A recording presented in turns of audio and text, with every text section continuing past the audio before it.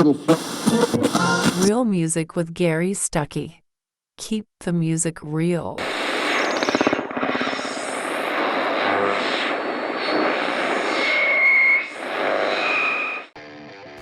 Hello, everybody. Gary Stuckey here with Real Music. Merry Christmas to you. Hope you're having a great week so far.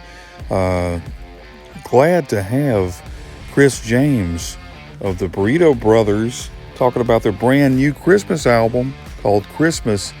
Yeah, had a lot of fun with him. Now, we had some technical difficulties with a Zoom call, so we had to do it by phone. Plus, I've had a rough week. My dad had some issues, health problems, but he's doing okay now. So that is my Christmas present for this year, and I'm so thankful. And but really excited for Chris to be chatting with with me. But you know, in the Zoom call, you could see his cool outfits. He had these really cool, like red outfits and different colors, you know. But you don't get to see them. But you can look at some pictures. Check out their videos they got for their Christmas music, and I think you'll appreciate that. Really good songs from a classic band that has changed its lineup. But with this lineup, they're doing a great job. So here we go. Here he is. Here's Chris James.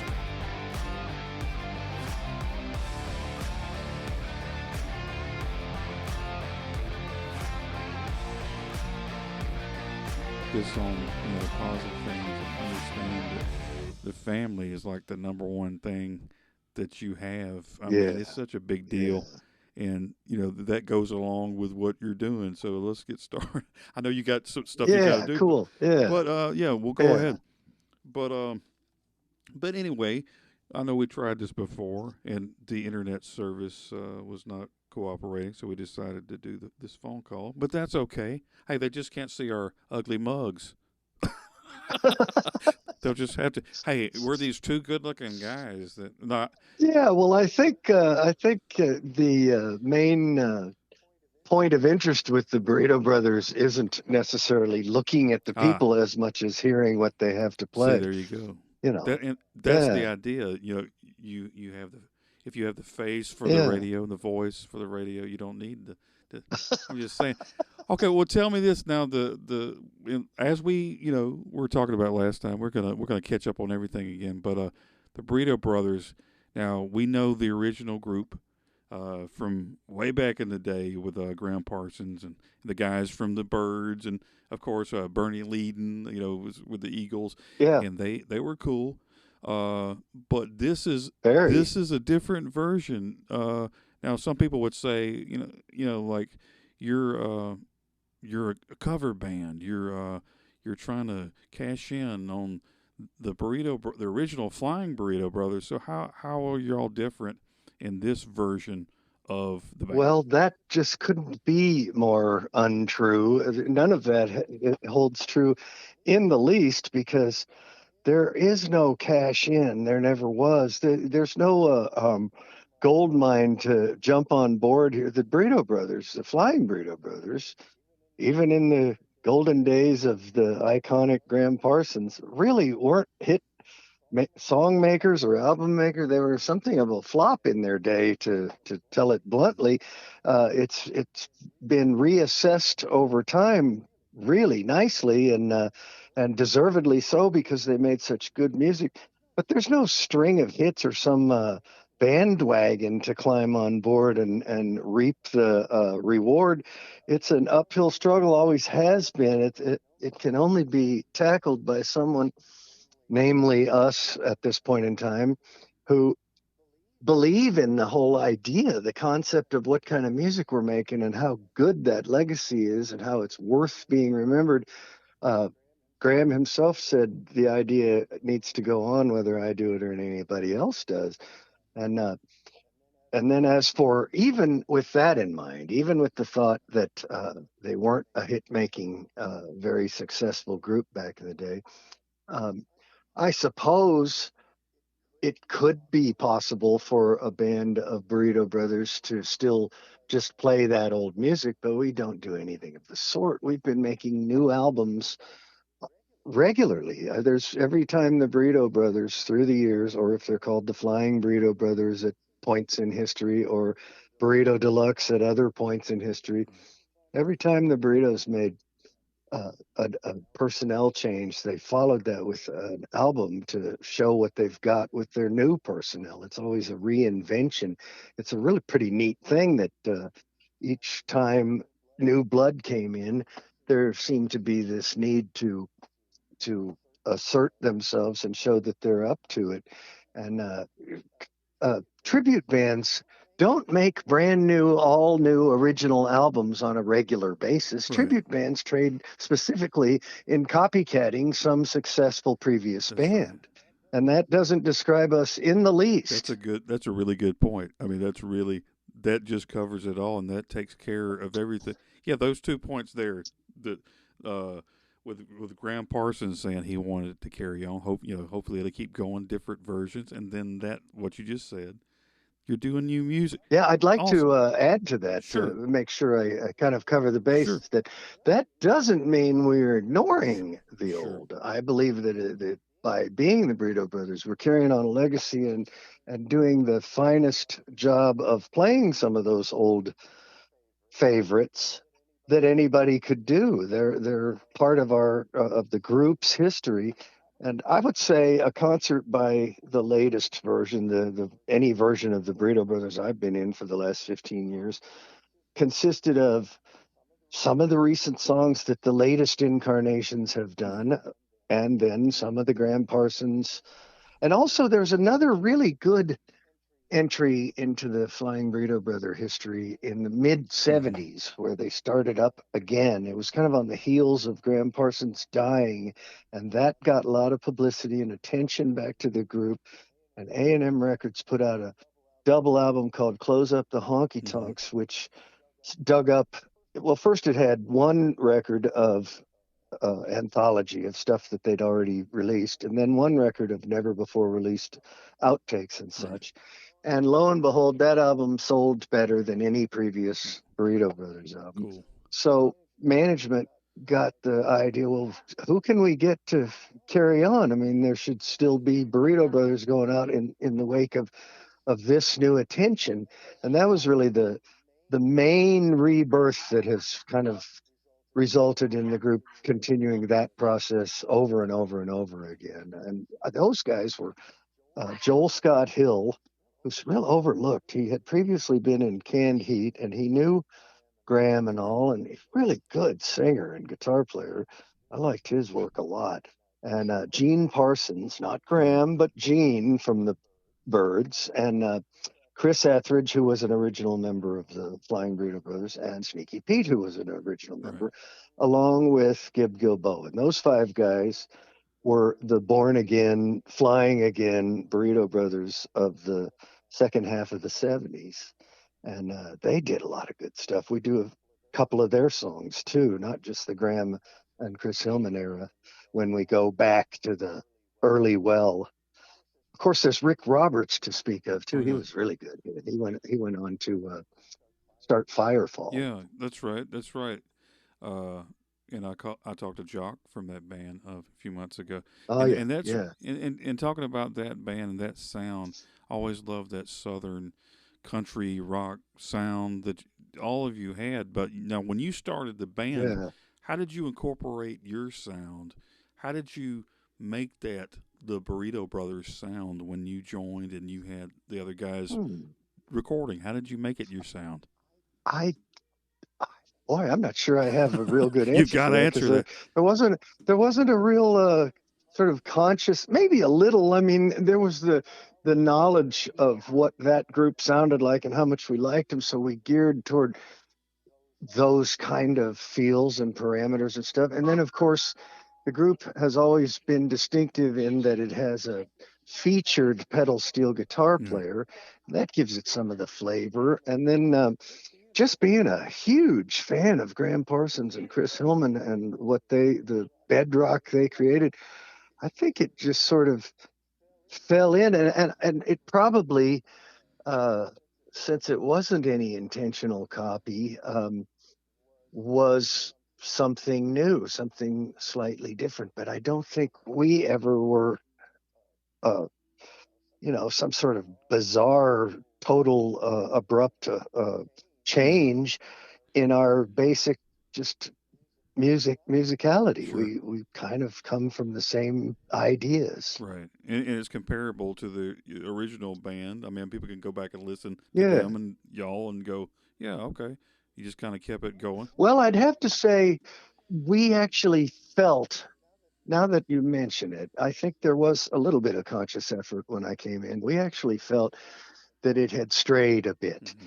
It seemed that the Nashville contingent of the group from sometime in the 80s and into the 90s was really desiring to get onto the country music charts and kind of make those tight little country music, almost want to call them Yeah. ditties, catchy, hooky songs that are real cleanly done. There's really nothing wrong with it. And also, I got to point out that at that point in time, I've heard people call it the great credibility scare. There was Huh. a lot of good music, really cool rootsy music actually making the country charts at that point in time.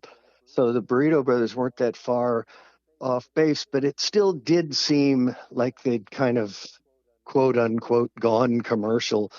And when it was our turn to kind of rejuvenate the band, we felt like paying a lot more attention to where it started with that Bakersfield type Right. sound and the thing that Graham Parsons was all about, which wasn't really, that is kind of had more elements of Rolling Stones and things like that than tight little country. Like I remember hearing some jokes about the Burrito Brothers were the Bellamy Right. Brothers, which is kind of not Right. exactly. I don't know. That almost sounds like a slam on the Bellamy Yeah. Brothers, and I don't mean to do that, They're listening right now. No. but it was. Yeah, oh, I hope not. Those guys are Right. good. They are. In They really fact, their are. son, their sons have played with us. Yeah, yeah. Did you know Oh, there's wow. a one of them? They're called the Okay. Bellamys, and they're actually not youngsters themselves. They're in their Right. 40s, I think, Right. and talented. Especially that guy Noah Bellamy is a real good guitar player. Who's well versed in Clarence White and all Awesome. that stuff. They come from that world. That helps when you have people in the family that's already opened the door for you. That's Yeah, awesome. yeah, Um, well, fast forward into now with there's a new Christmas album that y'all have out, and that's what we're going to talk about. yeah. And I got to say, I really like the songs, And so, how did y'all get to uh, together on this and decide to do a Christmas album? Well, to put it kind of bluntly, I think that we desired coming up with something that gave us a chance of getting a little more attention than we'd been getting. We felt like kind of frustrated. I think our last two albums were just beautifully executed and really well Hmm. done, and very proud of them. And yet they didn't seem to make much splash out there in the world. It just seems like such an uphill battle, I guess, because we're an older group, not the latest hot little teen Right. sensation. Maybe because we're playing an old school type music, but I believe strongly that we're injecting a new blood Sure. kind of vibe into Sure. it. And it just seems that it's a kind of an uphill struggle to get people to give us a good solid listen and realize how good this band is. So I thought, why don't we try something a little different? The Burrito Brothers have never made a Christmas album, and Christmas albums stand some chance of kind of raising somebody's eyebrows and ears up, where maybe the next album by the Burrito Brothers that's just in keeping with the way we've been Hmm. doing things maybe wouldn't get as much attention. So Right. kind of hoping for that, but it's also easily, as I hope anybody can tell who hears it, even more the just beauty of the whole concept of the whole loving peace and sharing. And I feel like Ringo putting up his V signs with his Yes. fingers and saying peace and love and all that, because it is that. It's a really sweet, good, gentle, warm.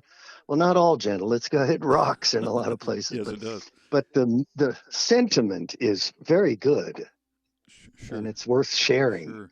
Um, so tell me about the songs now. I know you do some songs that people may know, but there's some songs that aren't originals that people haven't heard of. Like I was talking to you the other day about the Christmas Day song. I mean, that's a touching song if you pay attention to the Oh, lyrics, I right? love that song.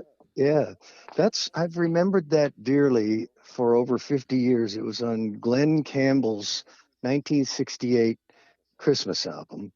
It closed the album, and it was written by a guy named Jimmy Holiday, who it's funny named Holiday, Right. who was a co-writer with Jackie D. Shannon of "Put a Oh Little yeah. Love in Your Heart." I found that out later, and I just adored that song. It was my favorite song on that album. It's just beautiful. It sounds like it should be one of the timeless Christmas classics, and yet in all this intervening time, I've never heard anybody do Right. it. And I thought, let's do that song. And we introed the, well, that's the first song in the album. So we not only introed that song, but we intro the album with a short little sound bite of Graham Parsons wishing everybody well and good. And those in the know will Right. recognize what voice that Right. is. And even if you didn't, it's kind of nice to hear this friendly voice kind of telling everybody, let's do better things, think better thoughts, look at each other with love in your eyes. And then we go into this sweet, sweet song. So even though it's not written by us, I don't think people know it. Right.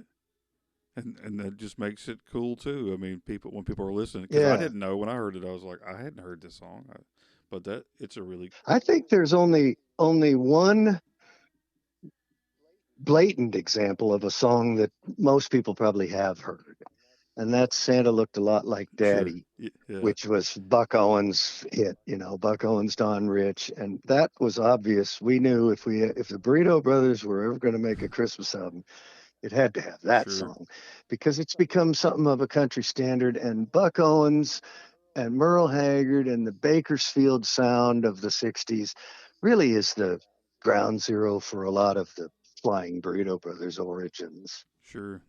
I love that sound, yeah, Yeah. and y'all do a great job of that, and it does have that feel to it. So people that are listening to it, they're gonna recognize that sound and that song. But what about the original? It's funny. I think that if people hear that song before they hear something else, Hmm.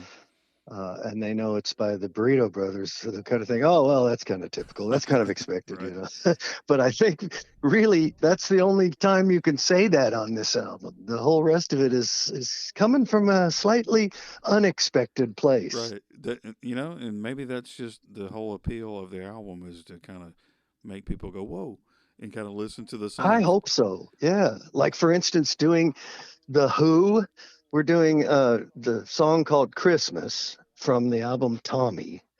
And we turned it into this little kind of mini opus.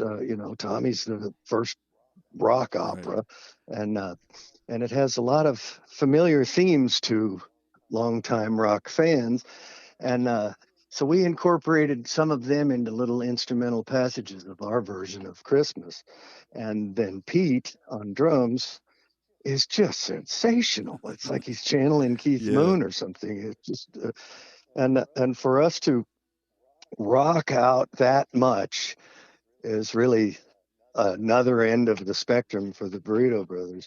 And I like the whole idea of the hybrid, the different sort of kind of music we're doing by having pedal steel guitar to the forefront as opposed to, Pete yeah, Townsend's heavy electric guitar. right. Makes it an interesting sound. Um, Yeah, it's a that's hybrid. so cool. And you do like the Beatles in there, little medley. Is that what it is? Yeah, the Beatles' Christmas messages that they made every year from Hmm. '63 to 1970 um, had little tidbits here and there of snippets of them singing something or other off the top of their heads, and then a couple well thought out, previously thought out, written pieces. There's the the main title, Christmas Time is Here Again, which we're using as the chorus. And obviously, that was a real studio session for the Beatles, although it really wasn't a full song. It was more of just a Yeah. chorus, repeated a couple times and used within their fan club messages. And then there's that other thing they did the year before, Everywhere It's Oh Christmas, yeah. and that was a Yeah.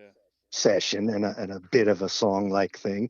But most of the rest of it are just these little things they went off in, apparently off the top of their head. And I got the idea of, I just went through the entire Beatles Christmas messages, and every time they went through some little musical piece that wasn't, quoting an old song or something, I saved it and then started studying all of them, so to speak, and going through them all and organizing them into this medley.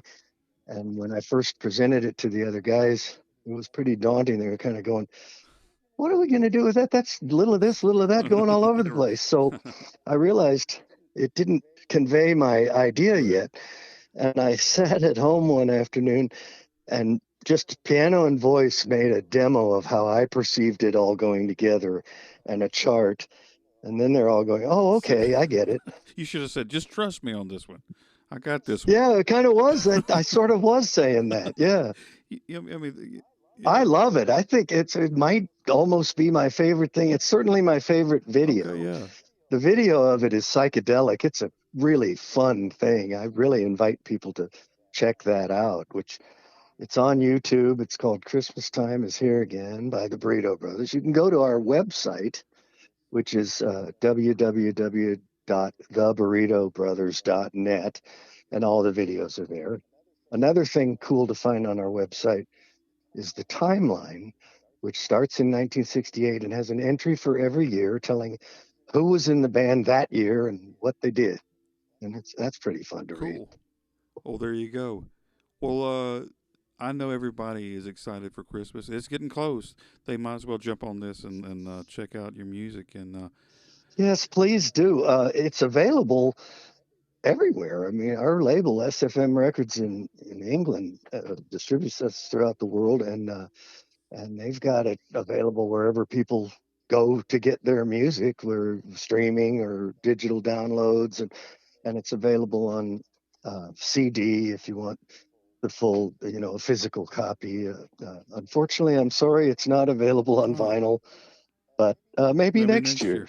Well, before you go, I know you got to go. What's the future hold for the band? I mean, I know once Christmas is over and the new year starts, what's going on with you guys? Well, I'm sure we're going to be starting back up on recording new music because we're fairly kind of the word obsessed pops into my head. Yeah. I love Yeah. making this new music, especially with these guys. We're all so simpatico. Sure.